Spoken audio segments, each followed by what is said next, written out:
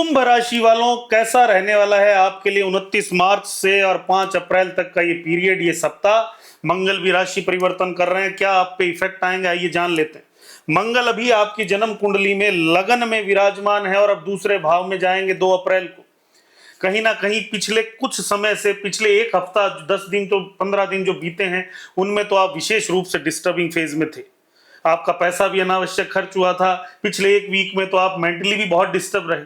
कहीं ना कहीं आप जो है अपने आप से ही कटे हुए थे पूरी तरीके से। और अब ये कॉम्बिनेशन, ये मंगल जा रहा है दूसरे भाव में जहां सूर्य शनि पहले से मौजूद है आपके कुंडली में। तो ये क्या इफेक्ट डालेगा कि परिवार के अंदर कहीं ना कहीं अभी भी समस्याएं, दिक्कतें दिखाता है।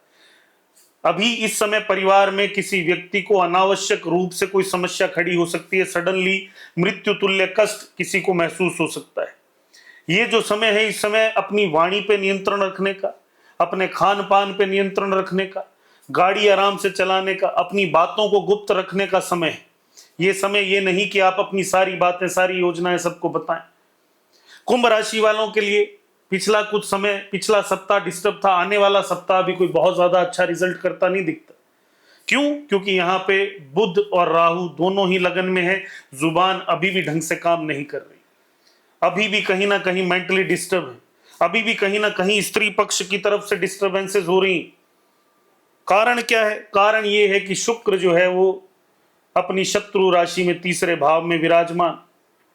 तो ये कॉम्बिनेशन कहीं भी आपको सपोर्ट करता नहीं दिखता। और शनि की उस पर तीसरी दृष्टि भी इस सप्ताह मौजूद।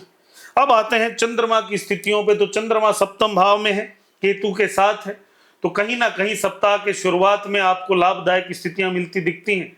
लेकिन अगर आप शादीशुदा हैं तो आपके स्पाउस को इस समय कोई ना कोई प्रॉब्लम, या कहीं ना कहीं उनके नेचर में सेट थोड़ा सा उदासीनता, थोड़ा सा लो अपने आप को फील करें, या आपस में रिएक्शन अच्छे नहीं हो रहे, या कहीं ना कहीं आपस में जो है शक व शुभा बढ़ा हुआ है।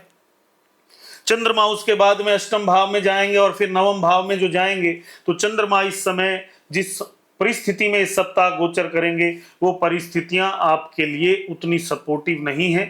इस सप्ताह के अंत में आपको जरूर कोई एक अच्छी यात्रा करने को मिलेगी, और ये यात्रा कहीं ना कहीं आपके धर्म, आपकी आस्था और आपके विश्वास को और स्ट्रांग बनाएगी और आपको और मजबूती प्रदान करेगी। हेल्थ के हिसाब से मैंने आपको बताया, हेल्थ अभी थोड़ी डावाडोल रह सकती है, आप लो फील कर सकते हैं। घर में जो है बच्चे को या पिता को या घर में किसी व्यक्ति को इस समय कोई ना कोई मानसिक समस्या, कोई ना कोई शारीरिक समस्या विशेष रूप से परेशान करती रहेगी। इस समय मैरिज और लव की मैंने बात की, तो मैरिड लोग जो हैं वो इस समय वैसे भी थोड़ा सा कहीं ना कहीं आपस में दिक्कतें महसूस कर रहे हैं। तो आने वाले समय में, अगले हफ्ते में भी कहीं ना कहीं ये खिंचाव बढ़ा रहेगा, बना रहेगा। कम बोलिए, क्योंकि ये समय अभी बोलने का, रिएक्ट करने का नहीं है। तो कभी कभी ना बोलना, कम बोलना अच्छा है, क्योंकि समय जब सही ना चल रहा हो तो थोड़ा सा बैकफुट पे जाना कोई बुरा ही नहीं। आने वाले समय में चीजें फिर से ठीक हो जाएंगी, तब आप अपने प्रेम संबंधों को फिर से सुधारिए, आगे बढ़िए। आने वाली जो जॉब और कैरियर की जो बात करें, ये जो पॉइंट है, तो जॉब और कैरियर में पिछले एक महीने से कहीं ना कहीं ठंडापन बना हुआ था, और ये ठंडापन इस सप्ताह भी चलता रहेगा। इस सप्ताह भी अगर आपको कुछ बहुत ज्यादा अपॉर्चुनिटीज या ऑप्शंस बढ़ते हुए नहीं दिखेंगे। ये समय अभी ऐसा, ये धैर्य रखिए। बस इतना ध्यान रखिएगा कि जो आपका बैंक बैलेंस है वो डिस्टर्ब नहीं होना चाहिए। जो रेगुलर इनकम है वो नॉर्मल चलती रहेगी, लेकिन अभी उसमें कोई बहुत ज्यादा ग्रोथ इस सप्ताह होते हुए भी नहीं दिखती। हाँ, सप्ताह के बीच में अगर आप स्पेकुलेशन का कोई काम करते हैं, शेयर मार्केट का करते हैं, तो आपको छोटा मोटा लॉस ये जरूर दे सकता है, मेरी बात याद रखिएगा। वैसे भी पिछले 15-20 दिन, एक महीने में आपने शेयर मार्केट में अगर आप काम करते हैं, आपने पैसे खोए हैं, और इस बात को आप जानते हैं, चाहे आप किसी को बताएं या ना बताएं। उसके बाद में आ जाते हैं फाइनेंस।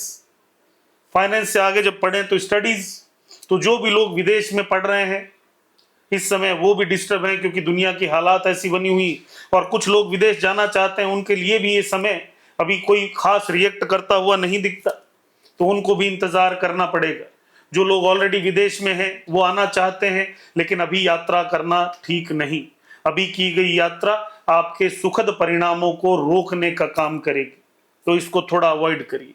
हाँ, इस समय आपको कोई ना कोई एक ऐसी यात्रा इस सप्ताह के अंत में जरूर करनी पड़ेगी, जो कहीं आसपास या अपने ही देश में है, जो आपके लिए लाभदायक है। उसके बाद में आते हैं रेमेडी पे। रेमेडी क्या करनी है? सबसे पहला काम, हनुमान जी के मंदिर जाइए, हर मंगलवार ये नियम बनाइए, मंदिर जाना आपके लिए बहुत जरूरी है। दूसरा काम आपको क्या करना है? आपको हमेशा आशीर्वाद लेना है अपने से बड़ों का। काली गाय को हमेशा रोटी खिलाइए, चारा खिलाइए, नियम बना लीजिए। और जहां भी मौका मिले, जब भी मौका मिले, डॉग्स को, श्वान को, कुत्तों को रोटी खिलाना, ब्रेड खिलाना, बिस्किट खिलाना, ये नियम बना लीजिए। जितना हो सके लाइट और ब्राइट कपड़े पहनिए, थोड़ा ये काले नीले रंग अवॉइड करना शुरू करिए। आपके लिए बहुत अच्छे रिजल्ट मिलेंगे। आने वाला समय आपके लिए बहुत अच्छा है। थोड़ा सा धैर्य बनाए रखिए। धन्यवाद।